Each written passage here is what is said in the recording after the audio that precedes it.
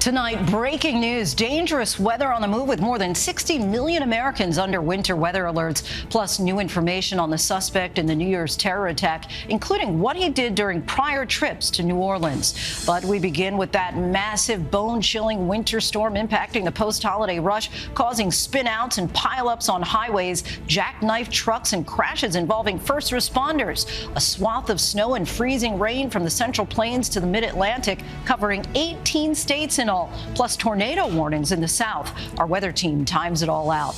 The news just in from New Orleans. Investigators say the suspect in the New Year's truck attack made 2 prior trips to the city using meta glasses to record video of the French Quarter. There's new video showing him placing coolers filled with explosives just after midnight and the chilling message he left for his own family. President Biden prepares to join the victims' families this week.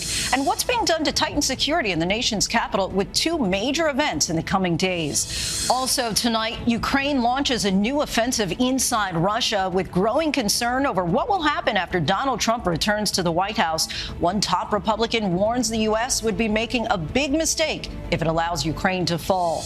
Police wrestle an American Olympic medalist to the ground and then turn a stun gun on him. What led to his violent arrest? New video captures the terrifying moments on board a commuter plane with flames erupting from one of the wings as it careened down a runway. Long lines and short tempers. Members of the ski patrol go on strike against one of the country's biggest resorts at the height of the season. Remembering Jimmy Carter, Americans pay respects to the 39th president and the emotional tributes from his family. And America Strong tonight, from rock stars to athletes, politicians to philanthropists, the recipients of the Medal of Freedom, the nation's highest civilian award. From ABC News World Headquarters in New York, this is World News Tonight. Good evening, everyone. Thanks so much for joining us on this Sunday. I'm Lindsay Davis. More than 60 million Americans in 18 states are on alert for a massive winter storm sweeping across the country from Kansas all the way to the I-95 corridor. Washington, D.C. bracing for up to 10 inches of snow. That would be the most snow the capital has seen in 3 years. Officials in Topeka, Kansas are warning residents to stay home due to blizzard conditions there. The storm is to blame for this massive pileup on an interstate in Kansas City, the roadway covered in ice, causing multiple tractor trailers to jackknife. We have team coverage tonight. Meteorologist Somara Theodore times it all out. Alex Presha reports from Washington, and ABC's Victor Oquendo leads us off tonight from Cincinnati. Tonight, more than 60 million Americans are under alert for a major winter storm. Blizzard warnings for parts of Kansas and Missouri. This system expected to strike 18 states with heavy snow, freezing rain, and dangerous icy conditions. Parts of Kansas already seeing over a foot of snow. So though the intensities may come and go for the next few hours, the worst is yet to come. The Department of Transportation in Kansas telling residents the majority of roads there are covered in snow or ice, urging people to stay home. First responders are struggling with these treacherous conditions. According to the Kansas Highway Patrol, this trooper showing how quickly the snow is falling. We've got a lot of drifting. I mean, this is my patrol car. If we get right here, you can see how much is just sort of building up around the vehicle. In Missouri, this massive pileup on I-470. Trucks jackknifed, blocking traffic. Multiple cars spinning out on the highway, some drivers stuck there for nearly 2 hours. Ohio, Indiana, and Kentucky now also seeing snow. One car flipped over in Kentucky, several others stranded in snowdrifts. One officer's vehicle struck there. That officer receiving medical treatment with non-life-threatening injuries. Up to 2 inches falling an hour in some areas. Indiana and Kentucky already seeing more than 6 inches of snow, with more to come as the storm heads east. And in Cincinnati, snowplows and salt hitting I-75. Some cars already disabled by the extreme conditions. In Utah, this controlled avalanche caught on camera, the state seeing heavy snow from this system last week. Lindsay, dangerous conditions on the roads here in Cincinnati as well. Officials have issued travel and snow advisories, and tonight this storm has become deadly. Authorities in Kansas say that a 27-year-old man died in a car accident. Lindsay? Hopefully people can heed those warnings to stay off the roads. Victor Oquendo, our thanks to you. The storm is also causing major disruptions to air travel. More than 6,000 flights canceled or delayed, and tomorrow could be even worse. ABC's Alex Presha joins us now from the nation's capital. Alex, what can travelers expect?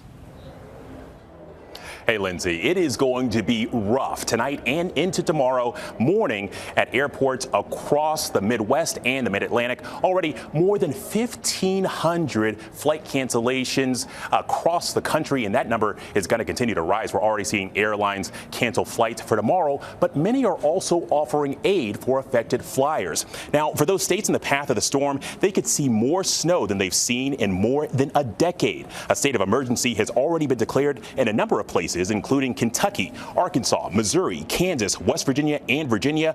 Maryland has also declared a state of preparedness. And tonight, the governor of Virginia out with a message to travelers saying stay alert and prepare now for any potential impacts. Lindsay? A number of warnings there in the Mid-Atlantic in particular. Alex, thank you. Let's bring in ABC News meteorologist Somara Theodore. Samara, we've talked about snow and ice, but it's also bringing severe weather to the south. What can residents there expect? Yes, Lindsay. In fact, a tornado has already been reported in Arkansas, and right now a tornado watch is in effect from eastern Texas through Louisiana into Mississippi. On the northern tier of the storm, that's where we're dealing with the snowfall tonight along I-70. By tomorrow morning, this could be a commuting mess for the Mid-Atlantic, specifically the Washington, D.C. area along I-95 in southern Virginia is where we could see icing around 7 a.m. tomorrow morning. And the storm system will linger through tomorrow evening. By the time it's all said and done, up to a half an inch of significant icing could be occurring in northern Kentucky, and Washington, D.C. is in for potentially their biggest snowstorm in 3 years. After this is done on Thursday, temperatures in D.C. will feel like 2 degrees below zero, and that's the day of the final procession for President Jimmy Carter. Lindsay? We'll see if that'll have any impact there. Samara, thank you. New details tonight in the deadly New Year's attack in New Orleans. Authorities released images they say were taken by the suspect when he visited New Orleans several months ago, as well as footage of what they say is the suspect with an IED the night of the attack. They say he visited the city twice before killing 14 people there. ABC's Trevor Ault reports from New Orleans tonight. Tonight, the FBI unveiling a detailed timeline of the New Year's attack in New Orleans. We have a clearer picture today than we did even 2 days ago. They say the suspect, 42-year-old Army veteran Shamsu Din Jabbar, drove to Louisiana from Texas, arriving in the city around 10 p.m. New Year's Eve. Just after midnight at 12:15, investigators say he set a fire inside a house he rented in the city and headed for the French Quarter. At 1:53 a.m., he can be seen placing a cooler, which authorities say contained an IED, on Bourbon Street and St. Peter. And a half hour later, at 2:20, he placed a second cooler on Bourbon and Toulouse. Less than an hour after that, at 3:15, he raced his rented Ford F-150 down Bourbon Street, killing 14 people and injuring dozens more. During these past few years, lone actors, or small cells of individuals who typically radicalize to violence online and who primarily use easily accessible weapons, have posed the greatest terrorism threat to our homeland. And authorities say the casualties could have been much higher. The fire inside the rental home burned out before it could spread to the accelerants Jabbar had placed inside, and the detonator Jabbar tried to use to set off those IEDs inside the coolers failed before Jabbar was killed in a shootout with law enforcement. He didn't use the correct device to set it off, and that is just indicative of his inexperience. Investigators revealing Jabbar traveled to New Orleans twice in the months before the attack, filming this video as he rode around the French Quarter on a bicycle. He also traveled to Egypt and Ontario, Canada in 2023. Authorities now investigating whether those trips could be related to his radicalization. Sources telling ABC News Jabbar recorded several videos while en route to Louisiana in which he claimed he joined ISIS earlier this year and told his family he also contemplated harming them, saying, "I don't want you to think I spared you willingly." Overnight, the New Orleans community holding a candlelight vigil to remember the lives taken. Today, the New Orleans Saints playing the Tampa Bay Buccaneers a moment of silence before kickoff. In memory of the victims, their families, and loved ones. Many gathering for Sunday Mass at St. Louis Cathedral, just blocks from the attack. Lord, hear our prayer. And President Biden will be here in New Orleans tomorrow. The mayor says she'll be asking him for federal security assistance as we head toward Mardi Gras. Lindsay. Trevor Ault for us. Thanks so much. On the heels of the New Orleans attack, officials in Washington, D.C. are boosting already tight security ahead of major events this month, including the Carter funeral and the presidential inauguration. And tomorrow, the certification of the election. Let's bring in ABC's Mary Alice Parks. Mary Alice, what major changes are we expecting to see this week? And for the first time, January 6th has been designated a national special security event at the request of D.C.'s mayor after the violent attack on the Capitol 4 years ago. That means that Secret Service has been planning for months, bringing in more resources to guard the Capitol for the counting of the Electoral College votes tomorrow. So far, no groups have announced plans to protest, and the Capitol Police have made significant changes in the last few years, too. But on Thursday, former presidents, cabinet members, and foreign dignitaries are all expected to attend the state funeral for former President Jimmy Carter as well. We know about 4,000 additional police officers from around the country are here to help D.C. police. They will be using drones, large fencing, and the National Guard has been activated as well. Lindsay? Not taking any chances. Mary Alice from the White House, thank you. Tonight, the nation is remembering its 39th president. From peanut farmer to president, Jimmy Carter began his final journey from rural Georgia this weekend. Veterans of his Secret Service detail escorted his remains. In Atlanta, thousands are lining up to pay their respects. Carter will lie in repose at the Carter Presidential Center until Tuesday. ABC's senior national correspondent Steve Osinsami reports from Atlanta. For the family of Jimmy Carter, who has had to share the former president with the rest of the world for so long, it was deeply moving to see people lined up on roadsides and above highways saying goodbye. Man, in that motorcade, there was a lot of love on the side of the road. Every overpass had people on it. It was amazing. Some of them were children who were nowhere near born when the 39th president ran the country. One woman held a sign saying what so many felt: President Carter, a man of honor. There were people of all colors, rural, urban, Democrat and Republican alike, teachers and students, with photos of themselves and the Carters. I am a cadet at Riverside Military Academy here at the Carter Center to pay my last tributes to my hero. On the way to Atlanta, Present arms. They stopped outside his family's old farm in front of a bell they used to ring every morning when he was a child, telling them it was time to work. On this day, they rang it 39 times. Before he died, the former president told his children he wanted the first service to take place at the Carter Center with the staff, scientists, and peacemakers who worked with the Carters for so long. He was an amazing man, and he was held up and propped up and soothed by an amazing woman. And the two of them together changed the world. And it was an amazing thing to watch from so close. We will spend this week celebrating this incredible life, and a life that I think we can all agree is as full and powerful as any life can be. As someone said, it's amazing what you can cram into 100 years. This is very much a celebration for a long and remarkable life well lived. The public visitation here continues until Tuesday morning, and then the former president's remains will be moved to Washington, where there is another public visitation, and then the state funeral on Thursday, where President Biden is expected to deliver the eulogy. Then he will come back home for a private ceremony where he will be buried alongside his wife. It is a spot near their house that they picked together before she passed. Lindsay? A man whose work touched so many. Steve, thank you. Overseas now, Ukraine appears to be going on the offensive against Russia, attempting to seize more territory inside the Kursk region of the country, the same area where Ukraine mounted a major offensive in August. What's behind the sudden move? Details now from ABC's Patrick Reevell. Tonight, Ukrainian forces suddenly on the offensive once again inside Russia. Ukrainian tanks seen advancing into the Russian border region of Kursk, filmed from a Russian drone closing in. Russian state media showing Russian troops directing fire onto Ukrainian columns as they attack. Ukraine seized a foothold in Kursk with a surprise offensive back in August, capturing hundreds of square miles of Russian territory. But since then, Russia has slowly driven Ukraine back. recently also helped by thousands of North Korean troops. Ukraine's move comes as it tries to strengthen its hand for expected peace negotiations once President-elect Donald Trump enters office, just over 2 weeks from today. President Trump does want to end the war, have a peaceful negotiation. We're all for that, but it's got to be on terms that do not throw Ukraine under the bus.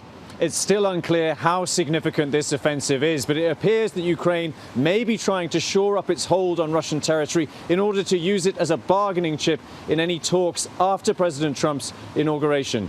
Lindsay. Patrick, thank you.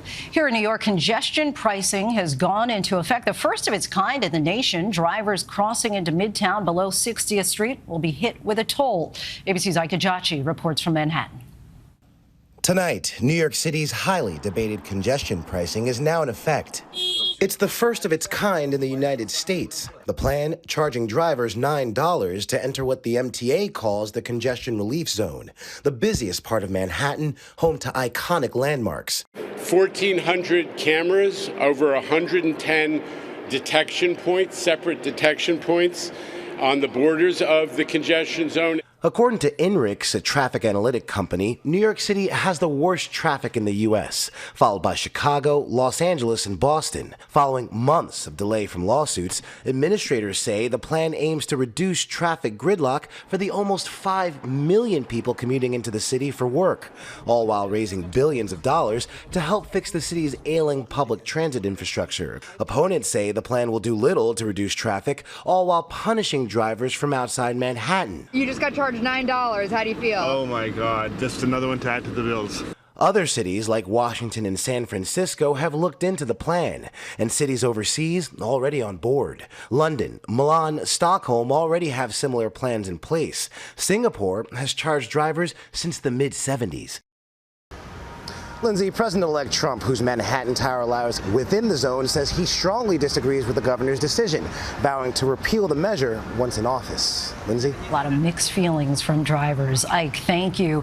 There's still much more ahead on World News Tonight this Sunday, including the violent altercation between an American Olympian and police. What led to his arrest? Next tonight, we have new video of an Olympic medalist being arrested in Miami Beach. Body camera footage shows sprinter Fred Kerley arguing with officers Thursday. They claim he was interfering with an investigation. He was then wrestled to the ground and hit with a stun gun. He was released on bond Saturday night. Kerley took bronze in the 100 meters at the Paris Olympics. When we come back, what caused the big disruption at one of America's largest ski resorts? To the index now, and the frightening moments captured on video when a plane caught fire while landing. This was the scene inside the Air Canada Express flight. Flames erupting from the left wing after a hard landing in Halifax on December 28th. Air Canada says there may have been an issue with the landing gear.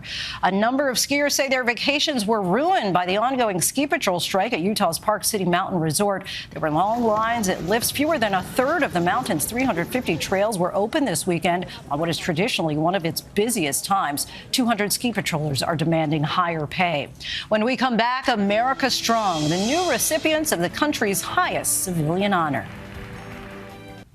Finally tonight, a special award for a special group. In his final days in the White House, our nation's highest civilian honor bestowed upon 19 people on Saturday. Thank you for all you've done to help this country. Hillary Rodham Clinton. Rousing standing ovation for former Secretary of State Hillary Clinton. Her nomination for president broke barriers and inspired generations. Michael J. Fox. Beloved award-winning actor Michael J. Fox, revered for his Parkinson's disease research and advocacy. Channeling his endearing personality to advance treatments, move us closer to a cure. Fannie Lou Hamer. Some medals awarded posthumously. A niece of the late civil rights icon Fannie Lou Hamer accepted the award on her behalf. She spoke truth to power to expand political participation and economic rights for all Americans. Irvin Magic Johnson. Legendary basketball player Magic Johnson flashing that megawatt smile. His honesty about his HIV status shattered stigma and saved lives. The president with one final message for us all. Stay engaged, to never give up, to always keep the faith. Thanks so much for watching. I'm Lindsay Davis. Good night. Thank you for making World News Tonight with David Muir, America's most watched newscast.